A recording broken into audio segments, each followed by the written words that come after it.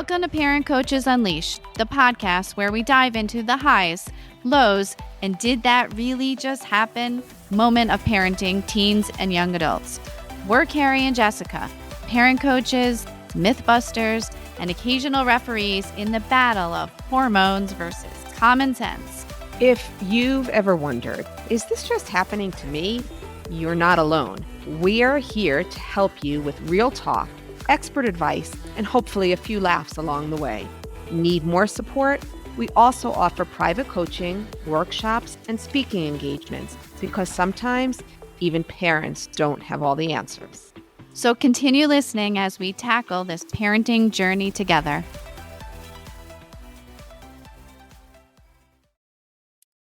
Hi, everybody. Welcome to today's episode of Parent Coaches Unleashed. Hi, Carrie.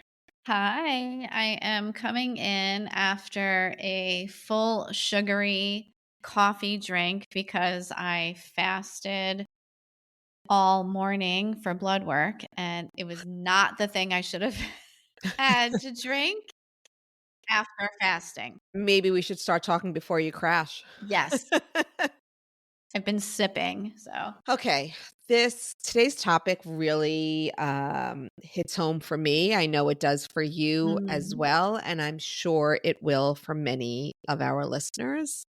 The theme of today's topic is parenting your parents. Are you ready for it? Emotionally, physically, logistically, geographically, all of Financially. it. Financially, all of it. I have so many mixed feelings and emotions about it. When you make the decision to become a parent, for a lot of us, it's a conscious decision that you're making. These are my children. I am responsible for them. I didn't say that about my parents. I didn't say, oh, I'm your daughter. I'm going to take care of you for the rest of your life. And I know that sounds really cold and harsh, but what is our responsibility? What are we responsible for when it comes to the well-being and the care of our parents as they begin to age? I don't know. That's rhetorical because I don't expect you to have an answer for that. Yeah. But let's talk about it. Let's talk about what our responsibilities are and our emotions tied to them. Yeah. Well, I think the challenge, and I'll speak for myself and probably a lot of us in this age group, when you are entering the empty nesting phase of your life where you're starting to have a glimpse of what life might look like now for you, whether you're a single parent or with you and your spouse, while your kids have left the house and gone on to pursue independence, whatever's coming next for them.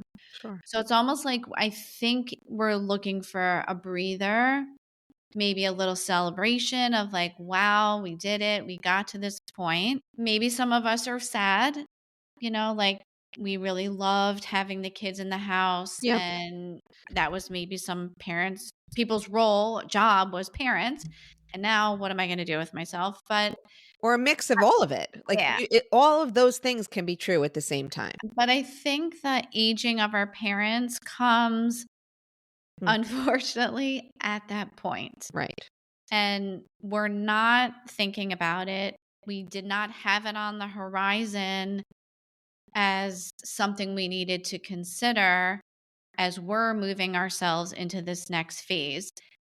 And it sometimes can just come in really hot, like out of nowhere, that a parent has a terminal disease or a debilitating illness that will require assistance from the family. And, unfortunately what happens is whether we have two parents still alive, so they're grandparents, or one has already passed and one is left now alone, there's all these things that we didn't think about.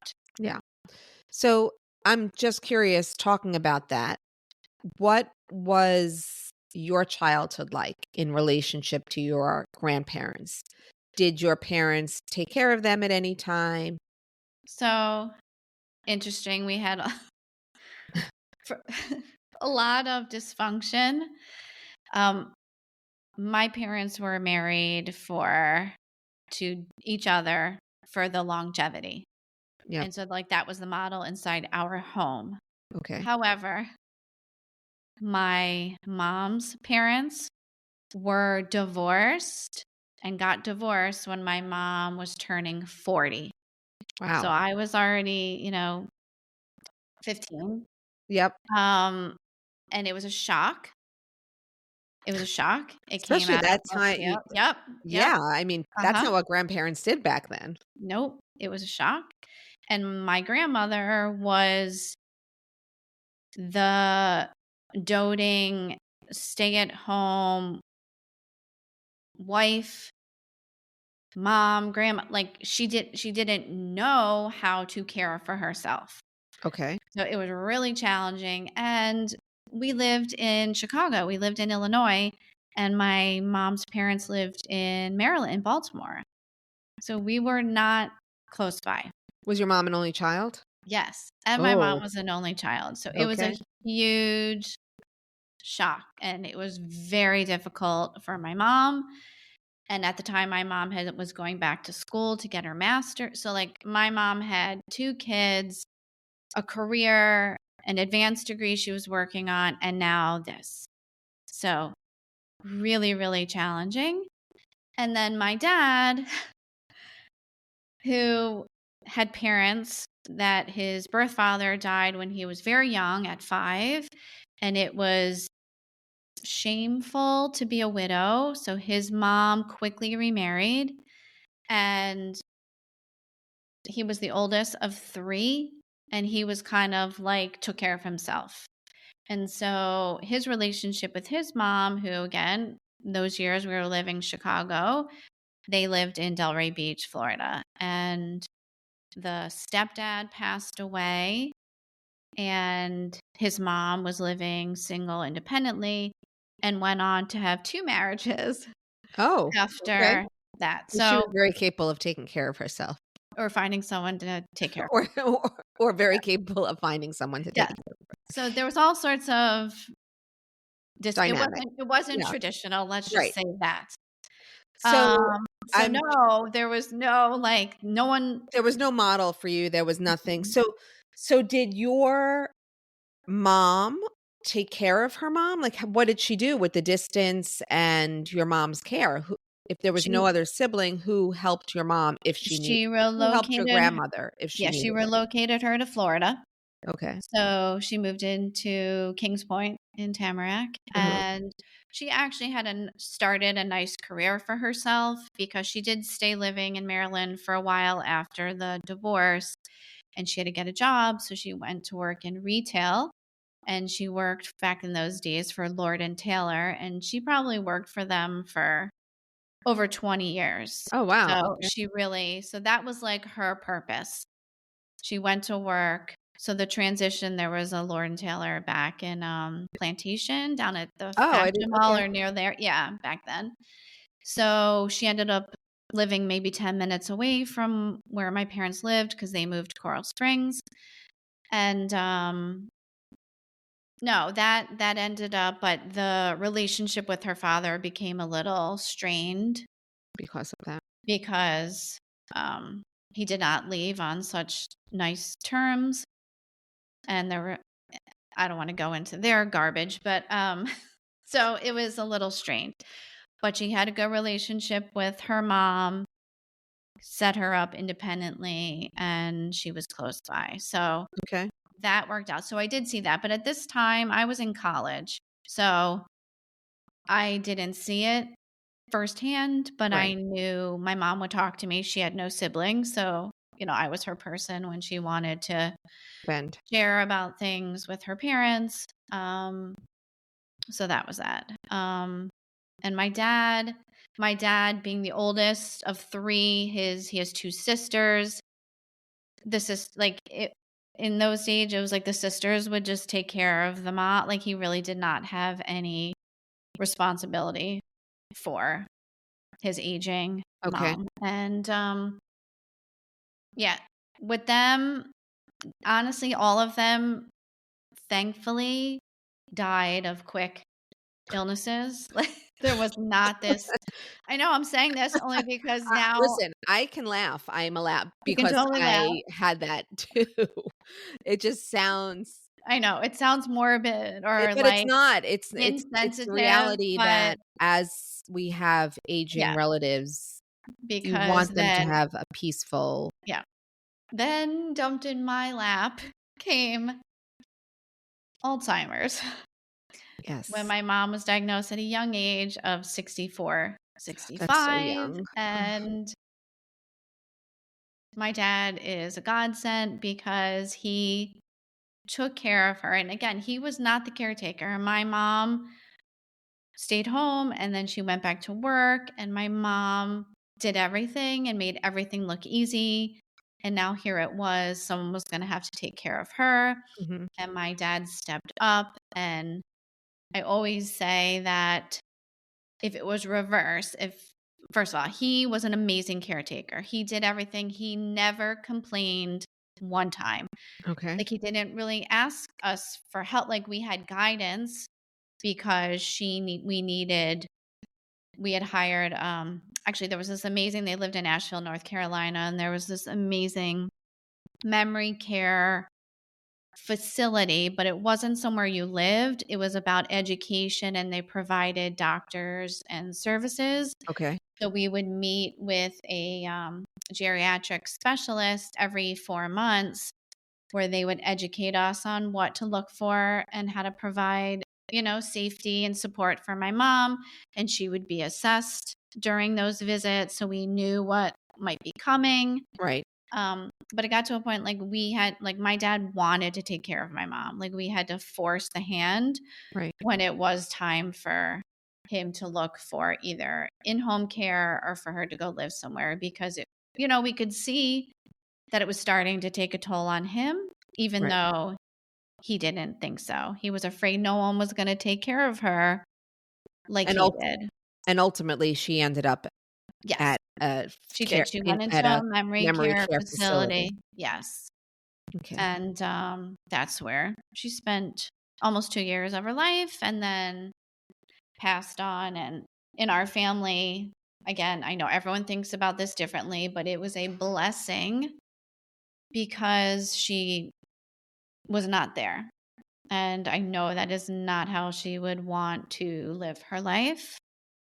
But that was many years. That was about 12 years of my brother and I coming together to support my dad and educate him and ourselves on what the next step should look like.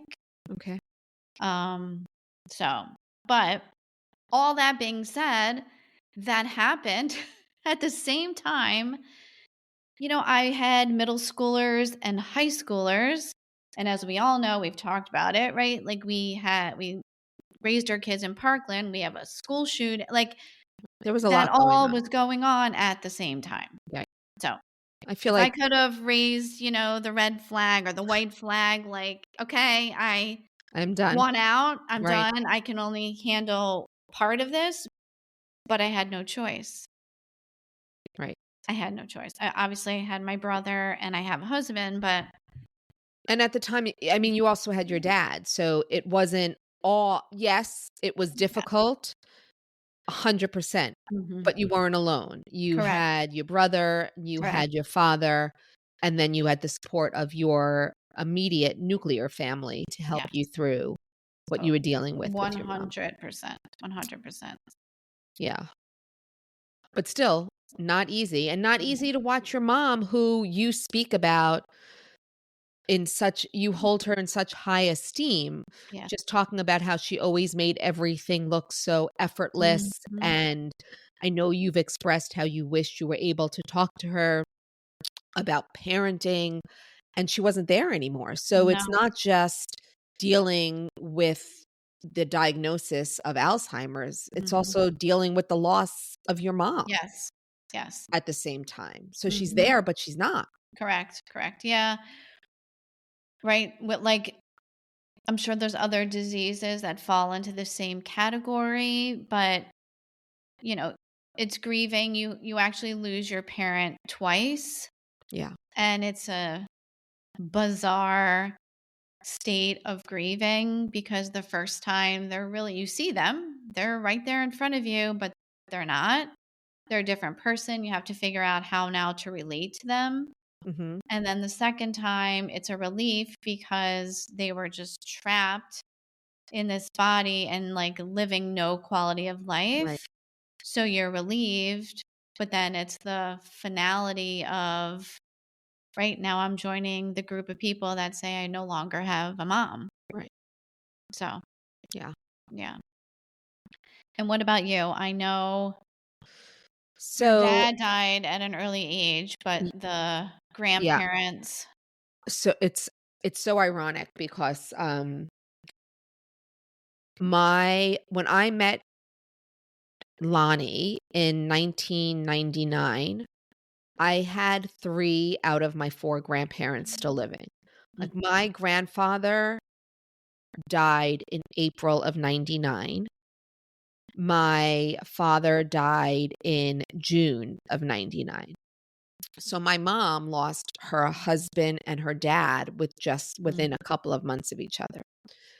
Um, but at that time, so it if I just taking it back a little further, my mom also was an only child, and she grew up my grandmother was a working mom, like, which was unheard of in Mhm. those days, but she actually worked multiple jobs. She was a bank teller and she was the super of their building. Wow. So, um, my mom was what you would call a latchkey kid. My grandmother didn't know what was going on in school, or she wasn't one of those moms where she had home baked cookies or snacks or anything waiting for her when she came home from school. I think after my mom's childhood, she made the conscious decision to go to the extremes. She was a stay-at-home mom for many years until my sister started middle school, and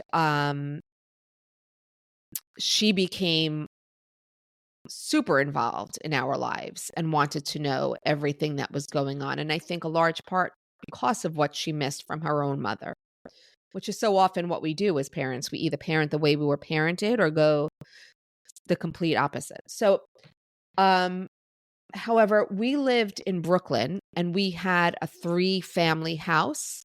So we lived on the top floor. We had a tenant that lived in the middle floor, and then my grandparents lived on the bottom floor. These are, again, my mom's parents. So my grandmother lived there even after my father died, and my grandmother did get ill, and my mom was responsible for her care, and she hired a live-in, nurse to help care for my grandmother. Um, my father died at 52, but his parents were still alive when he passed away. Mm.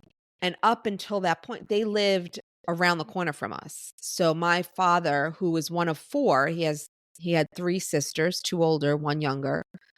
My father was there all the time. He took my grandfather food shopping. He took, my he did everything for them. Um, and then he passed, and my aunts all stepped up and split the duties that my dad was doing and helped to take care of. Now my mom my mom is getting older. My mom has Parkinson's disease. She is still working full time, but it has become a very real discussion between my sister and I about her care. And it's not just her physical, where is she going to live, but it's also financial. How is she going to support herself? At some point, she's going to have to retire. What's the plan for when she stops working? Who is responsible if she needs supplemental help to support herself financially? Who's responsible for helping her at that point? Mhm. Um, And if I'm being completely honest here, I think it's a very difficult discussion for my mom to have. So whenever we try to talk about it, we are met with, "Oh, I don't know. I wanna just put my head in the sand and not even think about this," or, "I don't wanna talk about whatever it is, it's she's not having a discussion about it is not the easiest of tasks for us. Um, so you're right. As we said earlier, here I am looking at my youngest going off to college, but it's not just my youngest going off to college. It's what is my mom's life going to look like? That becomes a very real discussion for my sister and I. And as I said earlier, my mom became overly involved in our lives. The thought of her living with my sister or with Lonnie and I, it it definitely causes some concern because of her lack of respect for boundaries that have carried on from our childhood into adult. And I would like to say that yes, we have tried to set them and they're not always met with the results that we would like. It's a really hard place for both my Mhm. sister and I to be in right now. I don't want to speak for my sister, though I know that's how she feels, but it's a hard place for me to be in right now. Here's what it comes down to. What I started by saying, what's our responsibility?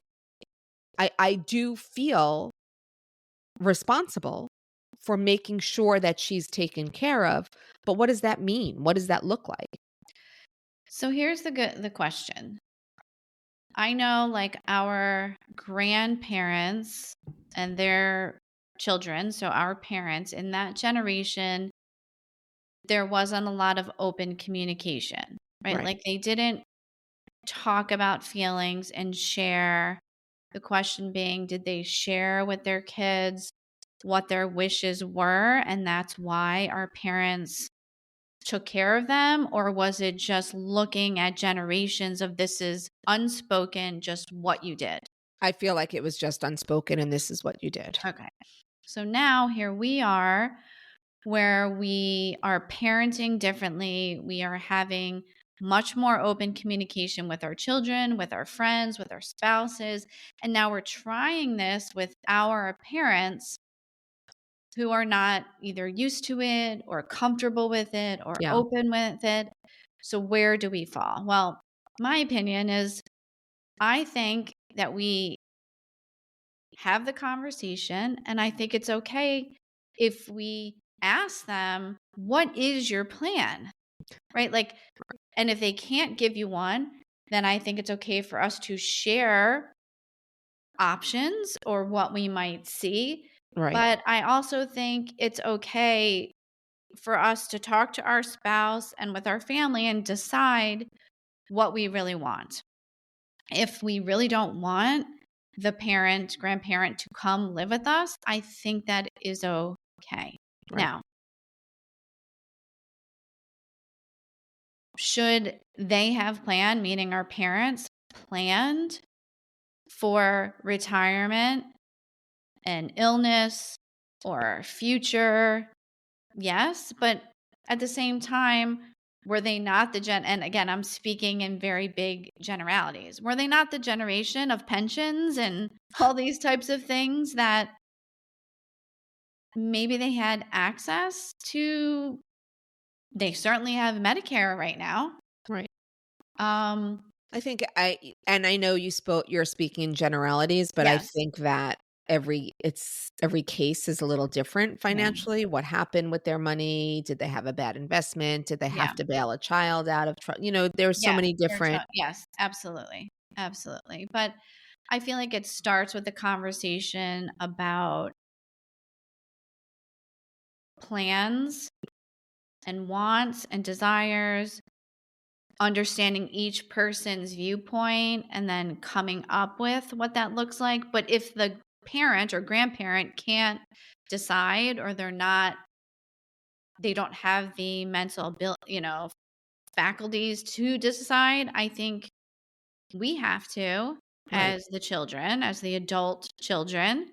decide what's in their best interest, but also I think it's okay to consider ours. Like if taking in your parents is going to ruin your relationship with your spouse or with maybe one of your children, like Or with yourself, or or with with your for yourself, your own mental absolutely. well-being. I think it is a-okay. Like we have to, like we shouldn't feel, and again, guilt and shame and all of those things just happen. We don't control that that's how we feel. But I think it is okay. It gets back to the whole put your oxygen mask on first. Right. And if you're not going to be okay, comfortable in your own home, living the life that you thought, I think it's okay to say, no, this is not, right? Not an option for me. Right. But I will help you and we will Right, explore and what options are available. Like it's not yes, okay to just be like, sorry, not right, coming and here. and And then, I think that is really the key point of all of this. What are your options? Look at all of them. Before you even begin to discuss with your parent, know what your limits are, know what your boundaries are, and respect them. You're not just saying, I'm throwing you out on the street. You're saying, this is not going to work, but this will. Let's explore these options. yeah. I feel Because like there should be some kind, and maybe there is, just some kind of checklist when you speak with your parents. Tell me everything about your financials. Tell me Mhm, everything about where you want to live. Tell me everything about what's important for you. Um, in your later years of life, do you want to be in a community where there are activities? Do you want to live near one of your children? Like, what are your non-negotiables? And then work from there. Helping your parent look and plan for their future shouldn't feel like your independence is ending because your parent needs help.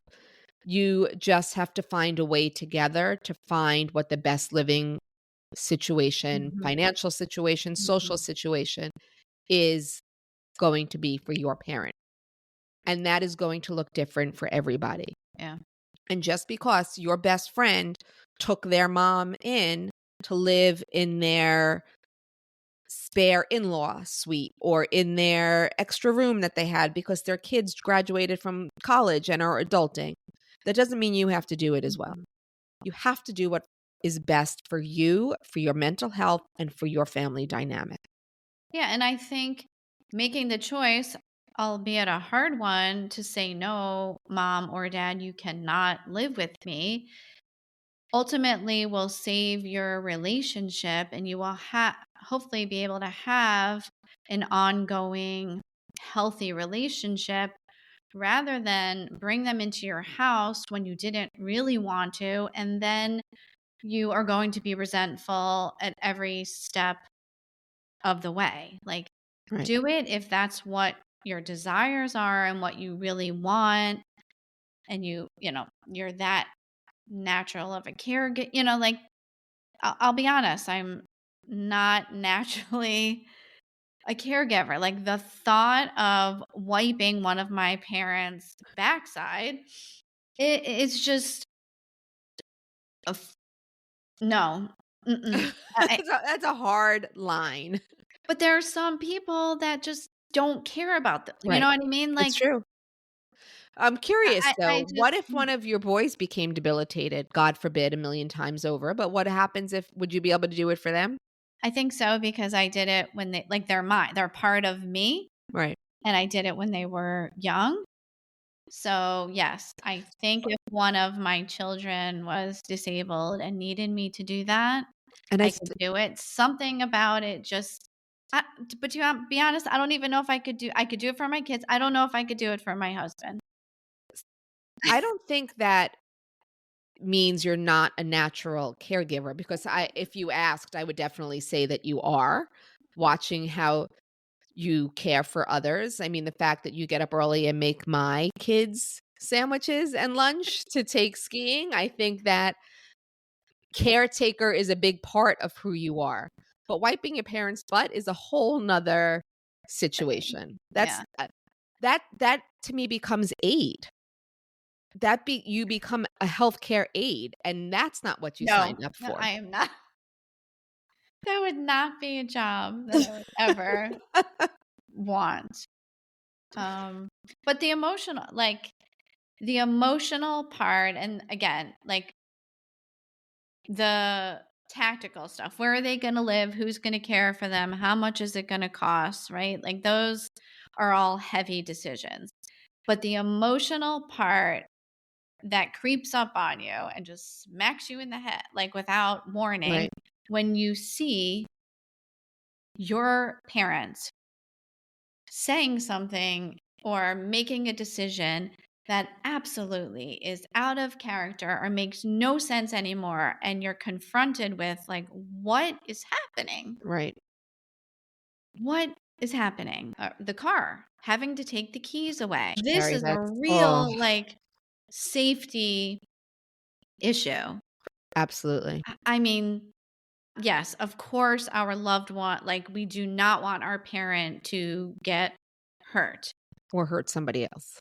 but we do not want them to hurt someone else. Right. I mean, if it can be prevented. And that's a huge thing because we know that sometimes could be a huge like factor in their independence or Mhm. becoming dependent on someone else. Right. Actually, I just had this conversation with my dad, who is 85 and is still driving at this point, but he had hip and femur surgery and he's rehabbed, but he is still hesitant. He has not yet gotten back in the car to drive. And I'm Does like, he Dad, want like, to? Has he expressed any interest in missing it, or I'm not sure. It's definitely like a fear, but I don't know that the fear is physical or if it's more of a, I think for the first time in his life, because he's lived a very like he's very young at heart. And I think it's the first time in his life that he's really realized how old he is. And maybe Mm, he's starting to feel it, like it's caught up with him. And so, but it doesn't prevent. And thank God for all the things nowadays like Uber and car right. services and living assisted places that provide transportation. Like it does not cut them off from being independent. No, but then there comes the technological piece of having to navigate how to use an Uber or a Lyft, or Yeah. but it's there. But it's there, and I think that could be taught. Mhm. Um, but taking the key, I mean, with my mom, we actually had to trick her and like lose the car, like pretend we lost the car keys. Mhm. Because what happened is she started calling my dad. Like what happens is they're physically capable of driving. But Right. what happens is if a road should be shut down for Oh, construction and they have to take an alternate or a new route, they get stuck. So my mom had called my dad, not knowing like where she was. And this was before even like he could look and find her on Life right, right, 360 right, or right. some iPhone app or whatever. And we talked about it and I was like, okay, when she makes her way home safely, he guided her where to go. I said, you're going to grab the keys and you're going to put them somewhere. And for now, you're just she's going to say, I don't like pretend they're lost. I don't know where they are. Where do you need to go? I'll drive you, or let's go together. Start changing the narrative because this Right. is scary. My grandfather had Alzheimer's, and he drove himself to our local grocery store, which was only 2 short blocks away. He drove himself to the grocery store, walked home, and then he said, "Someone stole my car." Was it really sitting there in the It parking was lot? at the grocery store. He walked home from the grocery store and left the car there. Yeah, I had some glimpses where my mom would park the car and I think one time I was with her and she was like, I don't know where my car is. Right. And like all these little signs. And sometimes you think, oh, that's just normal. But as they continue to happen, you're like, okay, red Yeah. flag. And I know it's so, like, I've talked to other friends about this. It's so hard. Like, they know their parents should not be driving, Yep. and the longer drives that they do, they're super anxious and worried to like hear from the parent that they got there okay. It's like if there was a way we could just do it, and sometimes that's the hard part, right? Like Carrie, you are the kid. Yeah, sorry. Lonnie's dad is he will Oh. be 97. 97, and he is still driving back and forth from Florida to upstate New York. And, yes, they take the auto train, but it's still a 3-hour drive from his house Mhm. to the auto train, and then from the auto train to their place. And his Lonnie and his siblings have tried everything to take the car keys away, but he insists, and his wife insists, that he is fine to drive. Mm. So, it's Those must be a few uncomfortable days oh, for you guys waiting for them Carrie, to you put that arrive yes, you put that nicely. safely. It's almost like you wanna put them in self-driving cars if that's the case. Maybe that's a better option. Well I don't know. well, they have this thing now, they're What called can you do? airplanes, Oh, yeah. where you can just fly and ship your car, but, Yeah, but um then wherever they're going, they're then driving around local like, I know, yes, the yes. long drive and being on highways, right, is a but I don't know. If Yeah, statistically, like, isn't it that you have accidents closer to home rather yeah, than on most right? miles So occur within a mile of your house or yeah. destination. Yeah, So, mhm. I don't know, but yeah, I don't know either. that's a So tough like, you know how we had the contracts with our children when they first started? Maybe when our parents get to a certain age, we need to have a contract when they yes, but sign it, like, here's at a well moment for right, them. but here's the thing, okay, and this is how we started the conversation.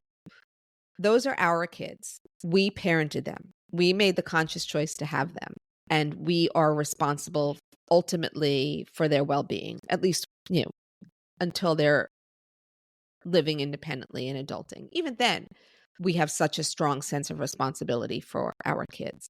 But we didn't give birth to our parents, the other way around. So here we are suggesting, sign this contract for me and let's, abide by my rules. I have to imagine at their age, that's not how they see it. They still see us as their child, Mhm. not as the person who's going to make the rules for them. So I think it's very dicey. It is so many feelings, some emotions, expectations involved on from both parties. And I think the key here, something that you hit on, Carrie, is communication. Even if your parent isn't ready for it, you have to start the conversation. What are your plans? What does it look like for you? What what are your financials? What can you afford?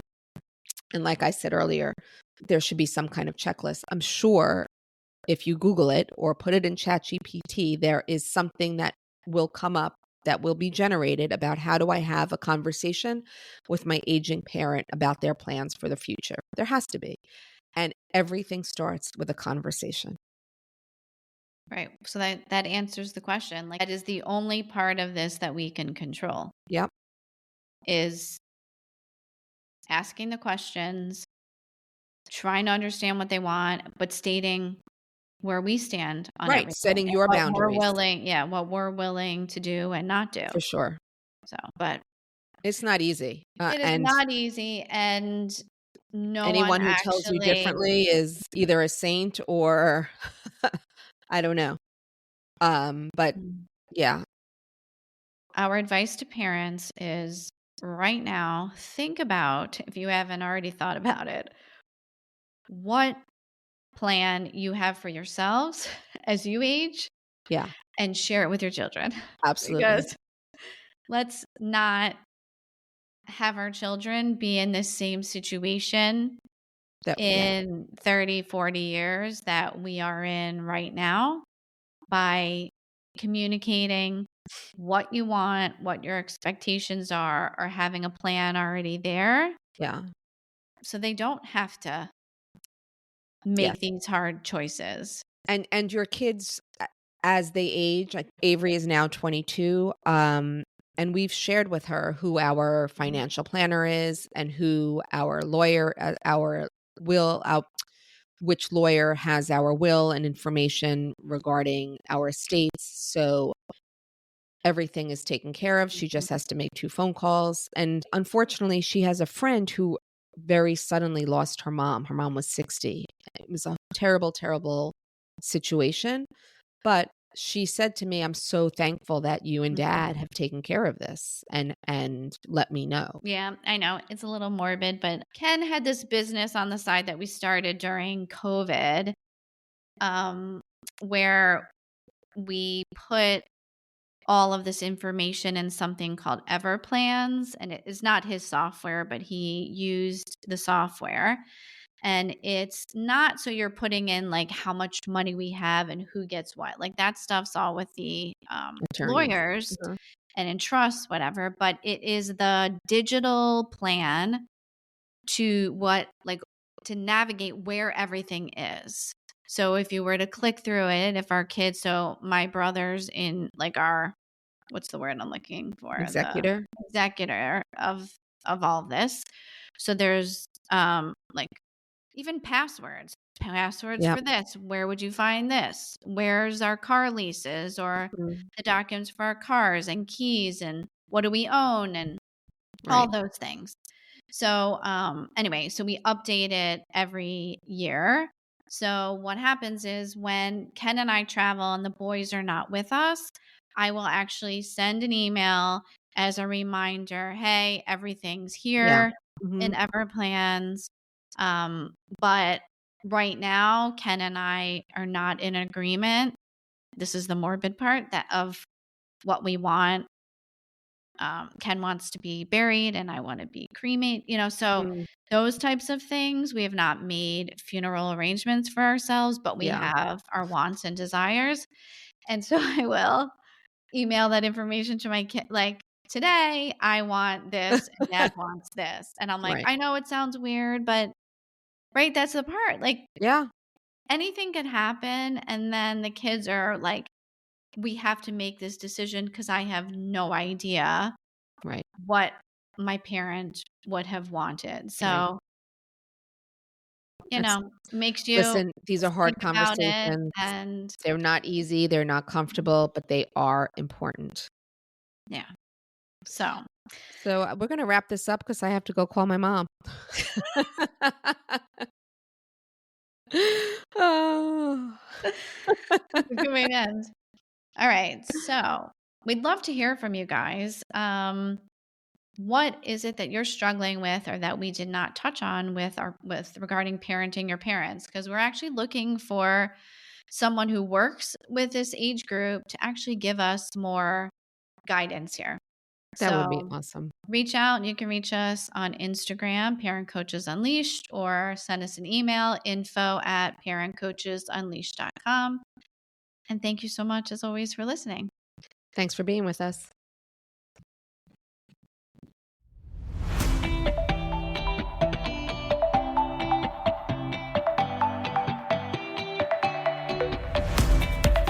Thank you for listening to this episode of Parent Coaches Unleashed with Carrie and Jessica.